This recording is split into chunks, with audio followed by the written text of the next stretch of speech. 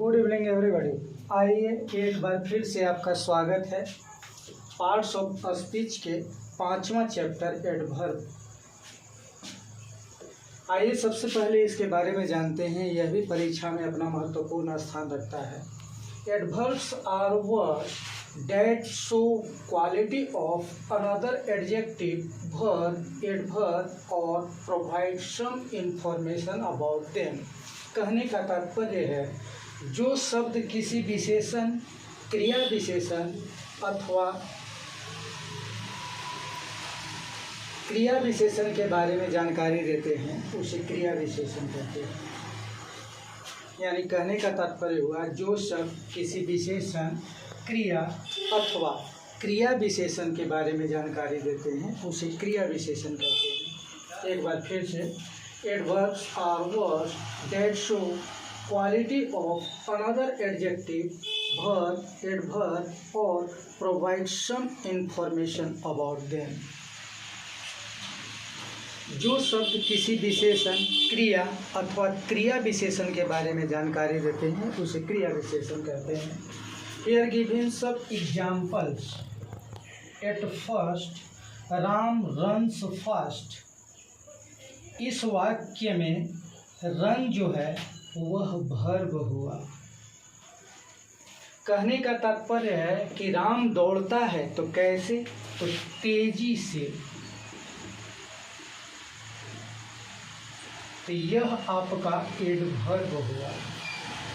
यानी कहने का तात्पर्य है कि जब एडवर्ब जो होगा वह क्रिया को भी मॉडिफाई करेगा, क्वालिफाई करेगा, इसलिए क्रिया विशेषण कहा जाएगा। तो इसमें फास्ट एडवर्ब हुआ और ये रन वर्ब है। यानी इसकी विशेषता बता रहा है कि राम दौड़ता कैसे है, तो तेजी से। तो राम सब्जेक्ट, रन्स वर्ब और फास्ट जो है यहाँ एडवर्ब के रूप में प्रयोग हुआ है। और ये जो एडवर्ब है ये रन का विशेषता बतला रहा है। दूसरे वाक्य में देखेंगे, Ravi is very intelligent boy.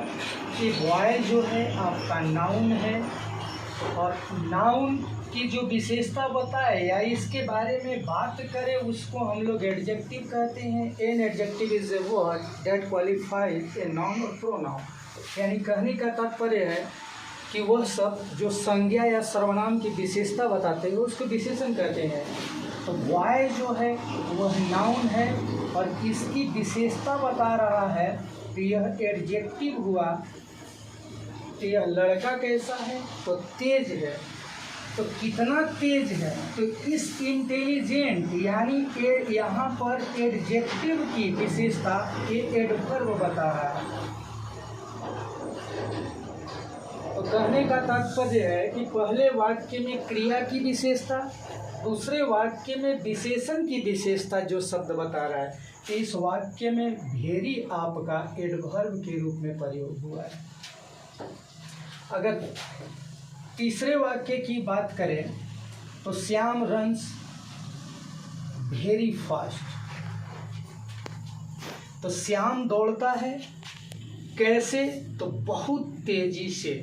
तो इस वाक्य में जो है आपका श्याम सब्जेक्ट हुआ, रन जो है आपका वर्ब हुआ, वेरी आपका एडवर्ब है और फास्ट भी आपका एडवर्ब है। कहने का तात्पर्य है कि क्रिया विशेषण को की भी विशेषता बताता है।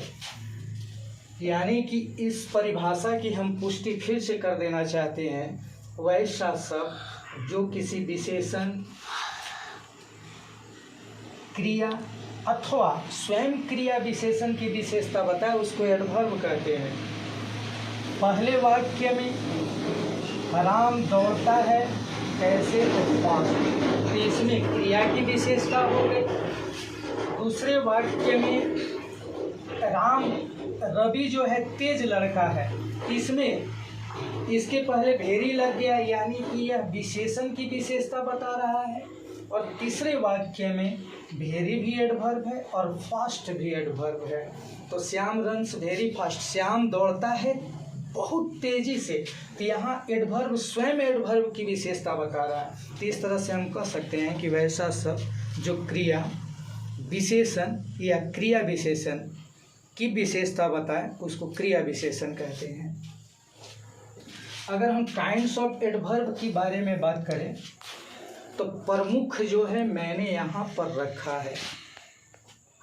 सबसे पहला देखिए तो एडवर्ब ऑफ मैनर, इससे तरीका पता चलता है।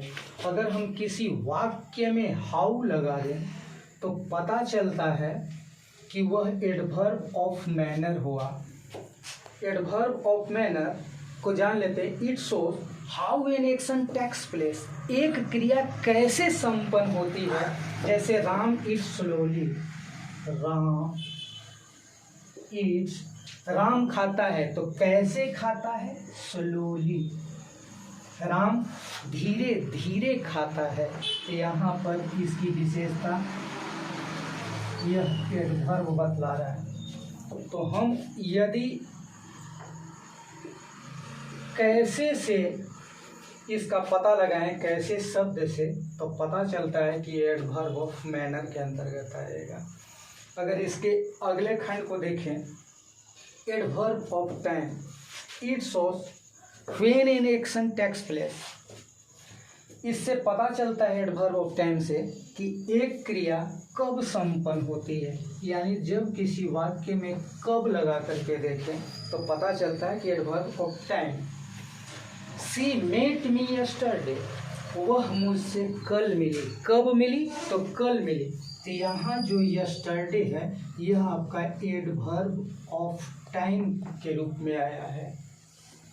शी मेट मी टुडे, आज वह मुझसे मिली। तो इस वाक्य में टुडे जो आपका हो जाएगा वह एडवर्ब ऑफ टाइम हो जाएगा। यानी जब किसी वाक्य में कैसे लगा दें तो पता चल जाएगा कि एडवर्ब ऑफ टाइम के रूप में उसका बोध हो रहा है। आगे देखते हैं adverb of frequency, it shows how often an action takes place, कितनी बार एक क्रिया कितनी बार संपन्न होती है। और जब ऐसे करके हम देखेंगे तो पता चल जाएगा कि एडवर्ब ऑफ फ्रीक्वेंसी का बोध हो रहा है। शी ऑलवेज रिमेंबर्स मी, वह मुझे हमेशा याद करती है। इस वाक्य में ऑलवेज जो है वह एडवर्ब ऑफ फ्रीक्वेंसी के रूप में आया है। इसके अगला उदाहरण अगर आप देखें तो आई नेवर स्मोक, मैं कभी धूम्रपान नहीं करता। तो कितनी बार, तो कभी नहीं। इस वाक्य में जो नेवर है वह एडवर्ब ऑफ फ्रीक्वेंसी के रूप में आया है। आवृत्ति, दोहराना।